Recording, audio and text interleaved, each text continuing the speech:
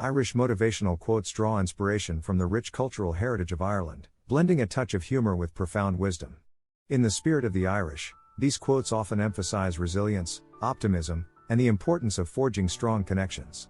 One such example is, "May your troubles be less, and your blessings be more, and nothing but happiness come through your door." Rooted in the Irish spirit, these motivational quotes encourage a positive outlook, perseverance through challenges, and a deep appreciation for life's blessings, embodying the enduring spirit of the Emerald Isle.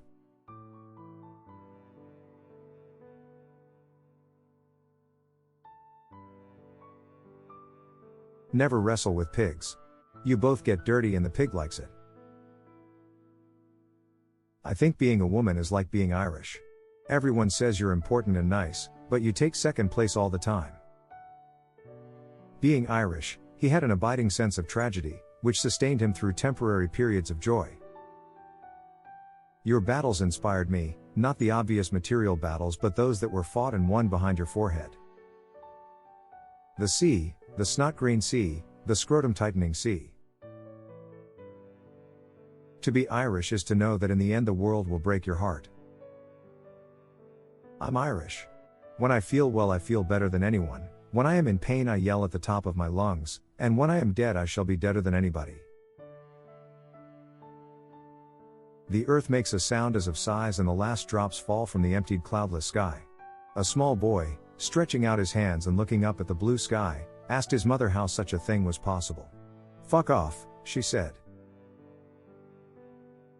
Only Irish coffee provides in a single glass all four essential food groups: alcohol, caffeine, sugar and fat. Writing in English is the most ingenious torture ever devised for sins committed in previous lives. The English reading public explains the reason why. When anyone asks me about the Irish character, I say look at the trees. Maimed, stark and misshapen, but ferociously tenacious. That's right, there's free beer in Irish paradise. Everyone's jealous. Some ghosts are so quiet you would hardly know they were there. Thankfully the rest of the world assumed that the Irish were crazy, a theory that the Irish themselves did nothing to debunk. They had somehow got it into their heads that each fairy lugged around a pot of gold with him wherever he went.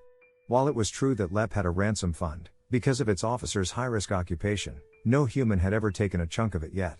This didn't stop the Irish population in general from skulking around rainbows, hoping to win the supernatural lottery.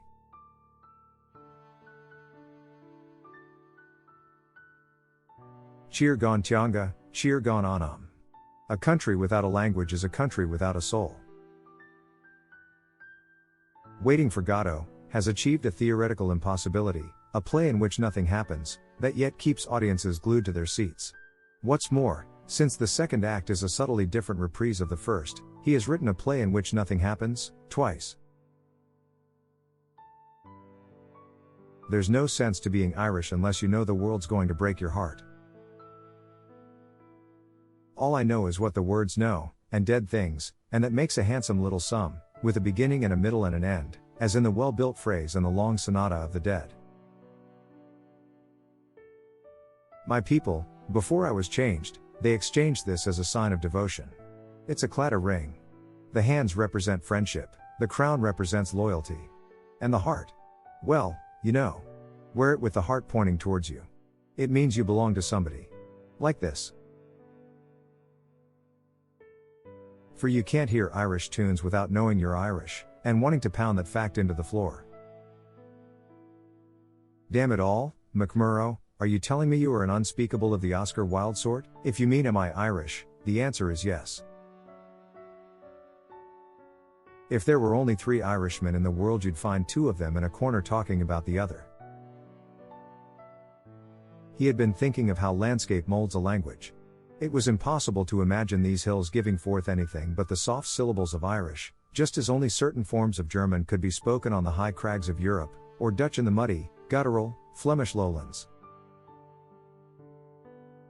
If you own a bar on your own, you're a player. If you own it with your beloved twin sister, you're.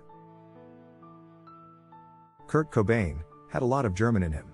Some Irish. But no Jew. I think that if he had had a little Jew he would have, expletive, stuck it out.